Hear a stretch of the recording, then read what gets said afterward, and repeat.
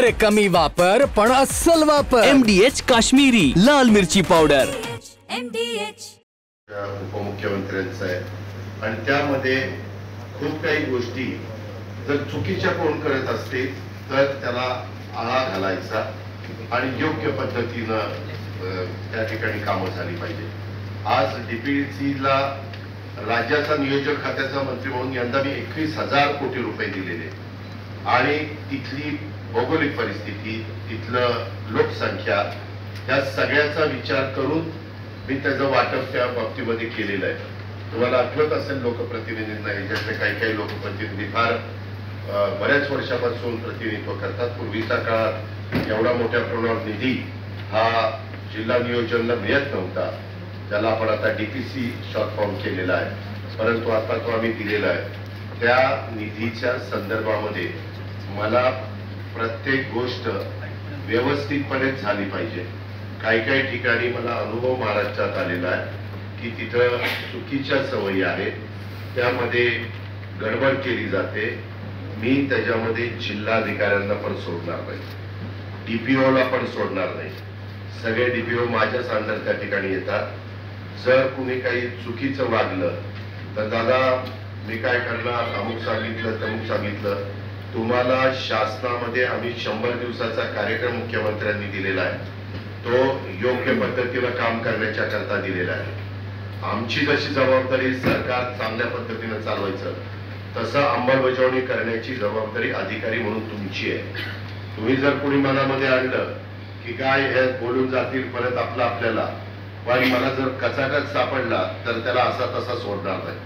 तुम्हाला सगळ्यांना माहिती आहे, माझा पुणे जिल्हा असला तरी काल मी सकाळी 9ला माझी DPC मीटिंग घेतलेली होती आणि त्याच्यामध्ये 2.5-3 तास माझ्याकडे 21 आमदार MLAचे आणि 3-4 आमदार MLC आहेत आणि माझ्याकडं 3 खासदार आणि 4 खासदार आणि 2 राज्यसभा 6 खासदार आहेत. एवढी मोठी माझी DPC असती आणि तिथं पण कधी माझ्यावर एक पैशाचा आरोप झालेला नाही की DPC मध्ये इथं असं झालं तसं झालं.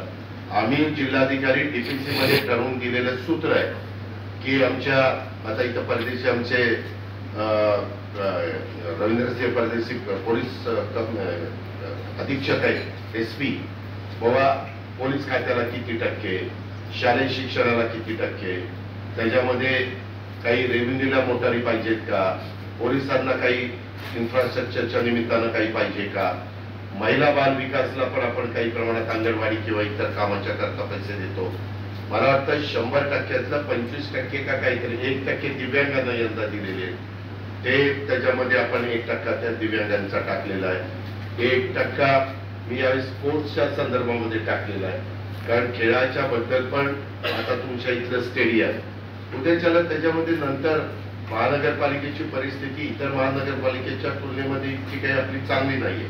त्याच्याशी मी नंतर कुठं महानगरपालिकेमध्ये गेल्यावर बोली, पण आपली चंद्रपूर महानगरपालिका, आपली इथली महानगरपालिका, इचलकरंजी महानगरपालिका, त्याचबरोबर लातूर महानगरपालिका, या ज्या काही महानगरपालिका नंतरच्या काळात अस्तित्वात आल्या, म्हणायला महानगरपालिका आहे परंतु असताना अवर्ग नगरपालिकेसारखीच परिस्थिती आहे. तुम्ही जर माझ्या भागात आला तर माझी अवर्ग नगरपालिका तुम्हाला ह्याच्यापेक्षा चांगलं आणि उत्तम काम, स्वच्छ रस्ते.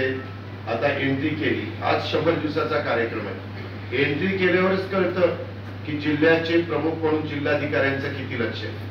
ती झाडं पार पाण्याने सुकलेली आहेत, कुठं ती झाडांमध्ये स्वच्छता नाहीये, ती सवरलेली नाहीये.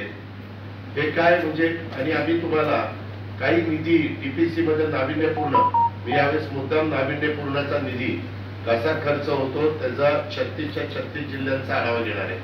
माझ्या बीड आणि पुण्यात सहित मी नियोजन खात्याचे ACS देवरा त्यांनाही सांगितलेलं की देवरा त्याच्यामध्ये काही ठिकाणी फार वेगळं आपल्याला ऐकायला मिळतं.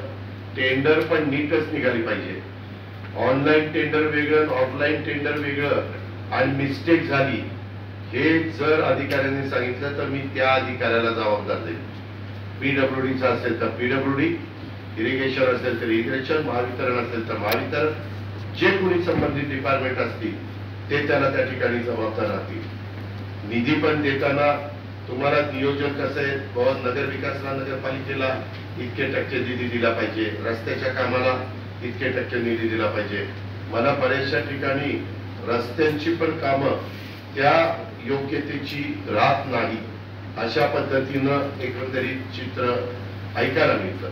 माझी एवढीच विनंती आहे की आज देवेंद्रजी, एकनाथरावजी, मी आणि आमची सगळी टीम काम करत असताना त्या कामाच्या संदर्भामध्ये योग्य पद्धतीचंच काम हे झालं पाहिजे. लोकांना पण रिझल्ट, जसं आता मी बीडला पालकमंत्री झालो, बीडची लोक चर्चा करायला लागली की नाही पूर्वीपेक्षा बदल आम्हाला जाणवायला लागला.